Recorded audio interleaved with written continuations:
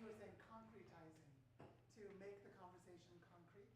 And I think that this conversation that Alpha's about to hold for the next half hour or so, to bring us into this discussion of the water cycles, regional climate, fire risk, and what do we do about it? And this is a good example of if we actually had a bioregional government, if we actually had bioregional councils, we would have talks like the one you're about to hear that would then lead into policy discussions, budget discussions, how to change, like real things. We wouldn't just go into the talk, no, that was interesting, I gotta go pick up my kids or grab the Starbucks on the way home. We would actually have structures in place. So what I want to invite you to do is, as you listen to what Alpha's going to share and get into this specific problem set that urgently needs to be addressed, so ask yourself, what would it be like if we imagined that we were members of a bioregional Congress listening to this talk? Let's role play that. What would that be like? So it's not just an informative, interesting talk I'm going to go home and think about and talk to my partner at home. But what if we were actually empowered to make decisions with a conversation like this? Because if we don't practice this kind of governing, we certainly don't deserve to be called a democracy. But democracies aren't necessarily even the best way of governing. There are better models. And so I want to invite you to just hold that awareness. Here we are about to have a very relevant local conversation. And most of the time we'd have a conversation like this and go home feeling powerless to do anything about it. I want us to just strip that away from our emotions. Say, what if we're not powerless? What if we're actually the decision makers? What if we're the ones that can bring the permaculture teacher, that can ask who knows about the forest, to go talk to the local hydrologist, to work with the Oregon Water Resources Department, etc. Because probably several of you know a lot of those people or have had those roles yourselves. And so I want us to imagine that as the way that we receive this talk, is that we could actually take real actions, concerted actions, because this is a very relevant and timely topic. And with that, I'd like to hand it over to you. And this will again speak. Thank you. That was a nice intro segue. Cool. So water is really key to life and our planet. And the concept of watersheds and how water is working and circulating in our local areas is really kind of key. And it's something that we can all participate in and actually activate and help restore. And so it does become a central organizing principle around which we can create these bioregional movements. So, life started in the ocean and the land was originally bare, but over time the plants grew, and part of how they work is that the plants then they produce the water during photosynthesis, and that actually evapotranspired into the air and then came back down. So they actually created these water cycles on land. And so evolution has kind of actually self-organized the water into different types of movements. And part of what's happening with humans is that we're not listening to actually how water wants to move through our local areas. And so we've actually been destroying it, and that's actually led to a lot of natural disasters that we don't quite understand, like the fires and the floods and the droughts. And so part of this talk is kind of shed some light on exactly what humans have been doing that actually is disrupting this water cycle, that's actually creating all the life that supports us. And that's why we're in a bit of danger unless we kind of wake up to these cycles. And so one of the issues that it has been is a lot of fires. So you can see here, these are the pictures of some of the Oregon fires and also up in Washington. And there's certain areas that are a bit more susceptible to all this. So the areas around the kind of 30-degree latitude line on the Earth, that's actually where you have a slightly less rain. That's California and Australia and Northern Africa. And so those areas are the most danger and tipping points. And so one of the big problems is that we've drained a lot of water out of our continents. And so in California, Australia, and also in Oregon and other places, we're draining out the water from our landscapes, because when it falls onto the road, it does our sewers, we're just funneling it out. And we're also channelizing our rivers. So all that water is moving out. So what happens when you dry up the continents? It's naturally going to lead to a lot more fires. It's almost an intuitive concept, and yet it somehow hasn't grabbed hold of the mainstream attention. And so in Australia and California, you see in the last decade and a half, there's like droughts, and then there's a fire, and then another drought, and then a fire, and then actually the floods come. And so there's these cycles that are worsening. And what's the problem is that each one, they take out topsoil, they take out trees. And this happened in the Middle East. It used to be called the Fertile Crescent, and over several thousand years, I think probably because they chopped down, deforested, and then there was floods, this cycle has happened. And so now the Middle East is an example of what happens when this cycle goes too far, this what Zach Weiss calls the watershed death spiral.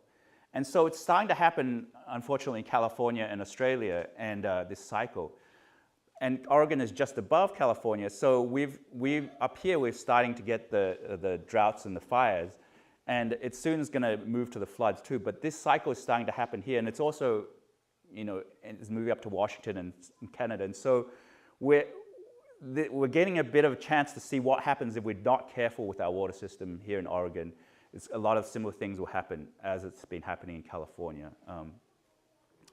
So I was going to give a little bit of background about, and because this is something that the governments aren't as aware of, this is the thing that we do need the bioregional organizing around, because this is where a lot more of the eco and the permaculture people recognize some of the importance of the water, and it's actually what we do on our own lands and how we relate to each other. So there's a lot of the carbon coming out of cars and industries. But water issues is actually a lot more localized issues. So that actually requires decentralized to the draining of the waters in the landscape. And, and wildfires is probably one of the, in Oregon, one of the really the real effects that's in your face, because you're breathing in the smoke. And so it's like really, it's not something you can run away from anymore. It's like, it's here. So where's the water on Earth? So a lot of it, the majority is in the oceans, and the next biggest amount is in the groundwater. So there's actually a lot of water in the groundwater. And actually that's really important, but because it's invisible, a lot of us are not aware of it, and we're actually draining a lot of the groundwater. And I'll explain why that's so key in the whole fire issue and a lot of other things. And then the next amount is on the fresh water, on the surface, and then the next is in the atmosphere. And so there's these water cycles. So there's a lot of water coming in from the ocean.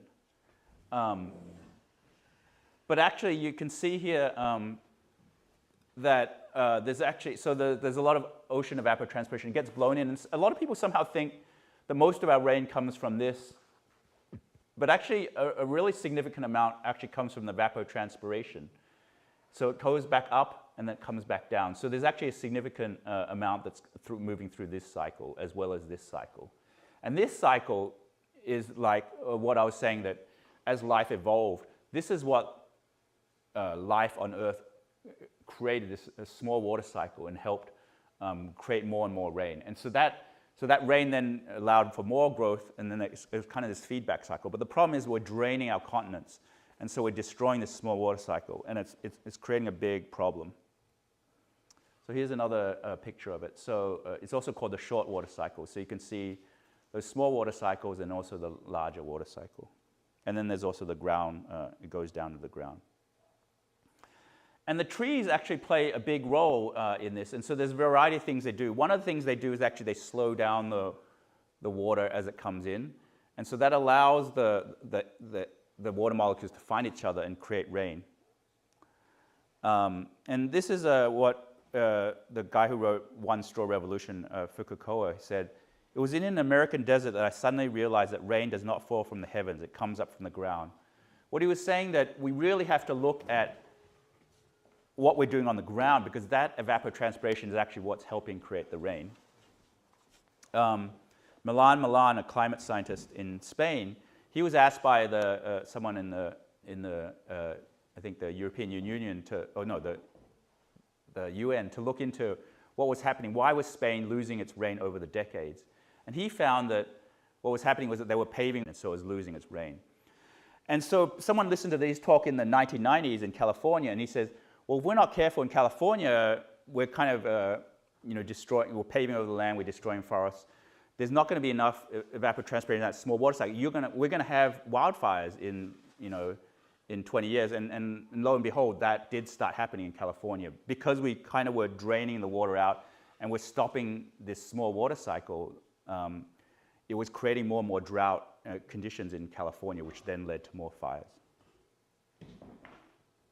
And this is what's happening in Australia. You can see there's drought, fire, floods, drought, fire, floods. And then we've been draining a lot of our groundwater out for agriculture and for our cities. And this has been creating a huge problem because basically the tree roots, what they've been discovering more and more recently, is that the deeper big trees can draw up the water from the groundwater and so actually hydrate the environment in the drier season. And so some of that can evapotranspire and create rain. So it actually helps hydrate the environment in dry season. And also it helps the whole environment. And so we would have a lot less wildfires if this cycle, if we had enough groundwater that the trees could bring up. So this is the Columbia River Basin. So it extends through, you can see here, this is Oregon, Washington, British Columbia, Montana, Idaho. So there's this whole area of, and so this is like if we're thinking bioregionalism, also the underground aquifers is another concept to kind of realize, because all that, there's a certain body of water underneath. And the problem is that we have a $5 billion agricultural industry, and it's depleted the groundwater in a lot of places, some places by 100 feet, some actually up to 300 feet. And so here is like just an example, like in Umatilla County, it's in northern Oregon. You can see from 1960 to 2010, you can see it's dropped 100 feet. And a lot of that's from agricultural. We need the permaculture revolution, and we need all these regenerative ag people. And so we kind of, like sometimes, it's actually important that we actually, if we're creating this bioregional movement, we actually work with all the other farmers. And I know some people who actually then go talk to the industrial farmers. Sometimes they get converted because we actually have to do this, because otherwise we're going to deplete all our groundwater. We're going to have more and more of this catastrophes. This is in Haney County in Oregon. It's decreased 40 feet, and their wells was having black sand come up. This is in Lane County. So you can go on the Oregon Water Resources Department, and you could type where you want. And you can see here in Lane County is actually really depleted. And it's been dropping from 2020 to 2023 about 8 feet around here in Lane County. And you can see here, these are the really areas in red is the really depleted areas of groundwater in Oregon. And this is the drought map, which you could see has some relatedness to the groundwater depletion. So how do we kind of hydrate this environment gain? One of the key things is that if you can get 1% more carbon into the soil, then you can actually absorb 20,000 more acres, 20,000 gallons per acre into your landscape. So when the rain comes down, it doesn't just flow out to the ocean. And so that's why a lot of this permaculture, regen ag stuff is so important. It goes beyond just growing your food. It goes to like how we retain the water in our systems, in our whole bioregion. So there are ways we can actually recharge our aquifers. And so this is Helen Dalke. I interviewed her on my podcast, The Climate Water Project. And she's working with California farmers. So because you also have in the wet season huge rains, and the problem is that a lot of that water drains out to the ocean. But you can actually flood your farms, and so then it sinks in over like 7 days. If you hold it in your farm, it can actually recharge your aquifers. So this is one of the solutions that we can do to kind of recharge our aquifers, and faster than you might think to recharge our aquifers. So this is a solution that we need to kind of waken up everybody to. And then this is the picture of the Willamette Valley. So we have about 50% less of this wetlands. And these wetlands are key for many reasons.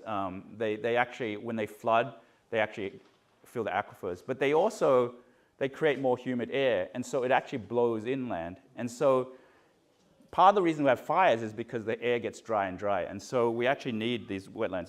They play multiple roles. And this is an example of a wetland that's still around that's really nice. It's at Willamette Mission State Park, just north of Salem. And here's another wetlands. And if you do have the wetlands, it also provides for a lot of biodiversity and birds. And the birds are really important to seed plants. And so the wetlands are key roles we want in our bioregions. And then the trees, there's a lot of logging, unfortunately, in Oregon. And so the trees play multiple roles. And you know, hold a lot of water.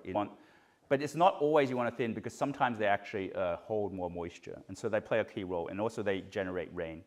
And so this is an example of logging in Oregon.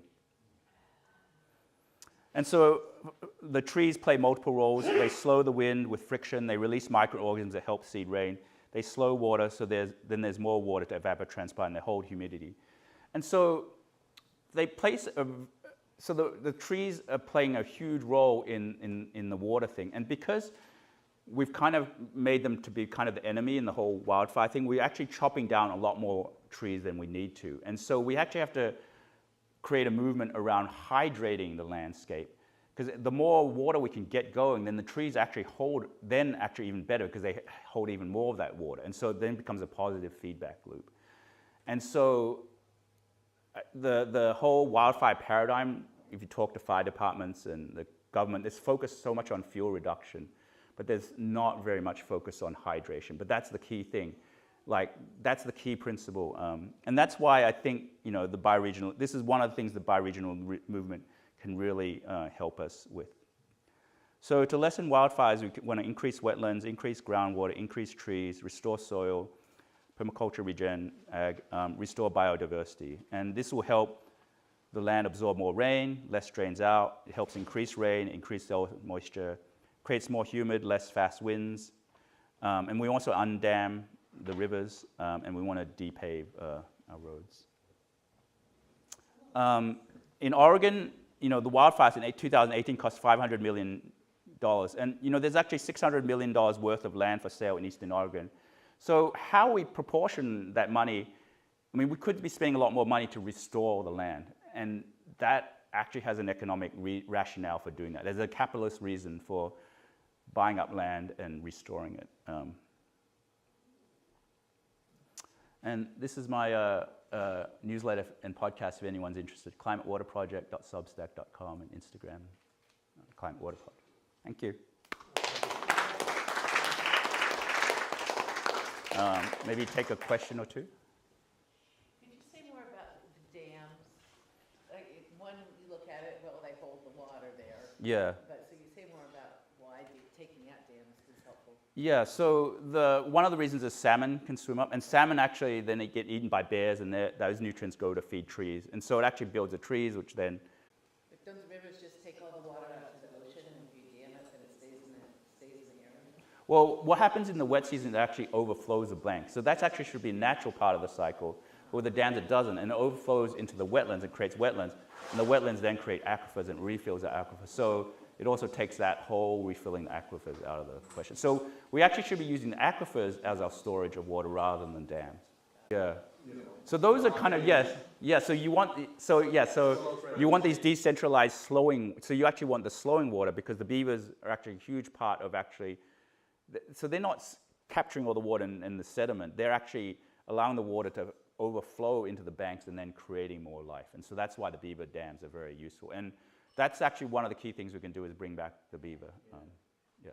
You're familiar with Wyoming's system of ponds? Key line. I'm sorry? Yeah. Okay. Key line from... Yeah, yeah. So yeah, I think they teach a lot in permaculture, and so that's a great way to kind of infiltrate the water. So basically what he's talking about is the key line is when the water falls down the slope, you can create an indentation that actually guides the water into the ground, and it slows it enough as running into the dry season and refills the aquifers. I was going to ask you to talk about time and how the ecological timescale of the hydrological regeneration and how, to get ecosystem functions, you have to have older forests. And also, as part of that, what are the ways of becoming immediate impact, like the fastest, the quick fix solution, and then kind of the reality of how long it actually takes to get this person to start that. Yeah. Yeah, so old growth forests are super key because they have these mother trees that are kind of guiding the other trees. And so,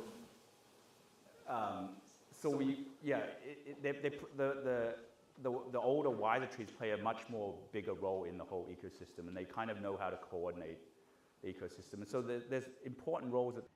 And in terms of the quick fix, like the climate, like the carbon, actually reducing carbon is actually kind of a slower way to cool the planet. Because the water, because of evapotranspiration, it provides a much faster way restoring the water, because it's our cooling system when we evapotranspire. It's like when we sweat. And so it actually provides, by restoring our water cycles, it provides a quicker route to restoration. There's a question. Yeah, you mentioned the capitalist reason to buy up land and restore it. Can you elaborate on that? So insurance companies, they're paying out huge amounts. And so you can work with insurance companies. There's reasons, because they're paying out $100 billion. So they have incentive to reduce wildfires. And then also the government does. And so there's certain people that have a lot of money that actually have incentive. And so you can use them to kind of restore the land. And yeah.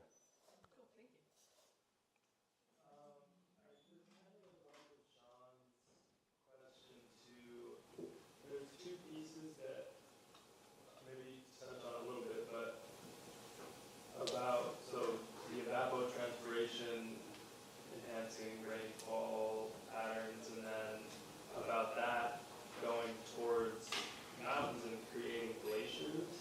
And I'm thinking about how long it takes for a glacier to return to whatever, and then also something I learned from Penny Livingston in permaculture course I did with her is that when aquifers shrink, or when they get drained, they collapse and they shrink, and that's like geologic timescales for those to come back. So really key pieces. Yeah, that's like super slow water. And unfortunately, the glaciers are melting. And one of the things when the glaciers are melting, like they happen in Mount Shasta, is you want to kind of at least, it's like a super long time scale. I just want to kind of put out, there's different ways you can organize. So to get to the watershed scale, we can also start out at a smaller scale. So you can find with your friends, maybe start a slow water circle. So there's certain texts out there like Water Always Wins by Erica Geese, or Zach Weiss, he has a website, waterstories.com, or some of my articles or podcasts on a climate water project. Get together with some friends and kind of listen to these or watch the videos on YouTube and discuss them. And then as you kind of build up that resonance, like if we have a lot of these slow water groups, then you can actually start activating in your backyards and with each other, helping with different slow water solutions. And then we can kind of network into our bioregion. So kind of put that out, ideas, an actionable step that you can take after, today. Yeah, I just have a couple of recommendations that people have written good things. Brad Lancaster. Oh yeah. I can't remember the exact title. And then there's an Australian gentleman called Walter Janney. Oh yeah. Yeah. So those are good names. Yeah. And then just locally here in Eugene, we have Laura Allen, who started the whole grey water. Yeah. At the Farmlet. Yeah. Where is she? At the Farmlet. It's an intentional community, or small intentional. Yeah. When you talk about the water that comes in during the season and how if they can contain it, you can run that stuff into your, how do you contain it? So there's many ways. Like hugelkultur, you put, chopped up wood, and so that absorbs a lot more rain. You can do swales, which are indentations in the ground. You can you can put mycelia in your soil, enrich it. Like the more richer your soil gets, the more water it will absorb. Biochar, yes, that's a good way. You're not trying to contain it with some kind of metal or plastic. No, but there is rain harvesting techniques too. So you could, catch the rainwater. So that is something people do, and that's what Bragg Lancaster, I think. Yeah, did. and then willow is a great alternative to plastic. Willow is a great alternative to plastic. How do you mean? What do I mean? Well, it's used heavily in waterworks, It's natural, it grows, it likes to grow. It provides resource to building. How does it replace, what's the use of plastic? Oh, well, That it replaces? Eugene Backyard Farm, Rob, if you go and look there, we've got garden beds in there with hoops made from willow. So we're not, instead of plastic garden hoops, that's a small example. But the thing is, without going on too long, you get a resource because those garden beds are live, so they're growing. Yeah, great resource. And I'd like to just say thank you so much to Alpha for our Thank you. presentation, for the great discussion. Yeah, thank you. And I don't know if can I get some meal ready for us, or what's the process for the food? Yes, yes, ready? So the idea is we've got potluck dinner here, so there's some food for everyone. And if you would grab some food and then come back and just find a place to sit again, and in about 20 minutes, I'm going to give another presentation about Regenerate Cascadia and set some larger context for us again, and try to make all of that more clear. So we've got about 20 minutes or so, you can eat and get settled, and while you're wrapping up with your eating, I'll show present for the sake of time. But if anybody's started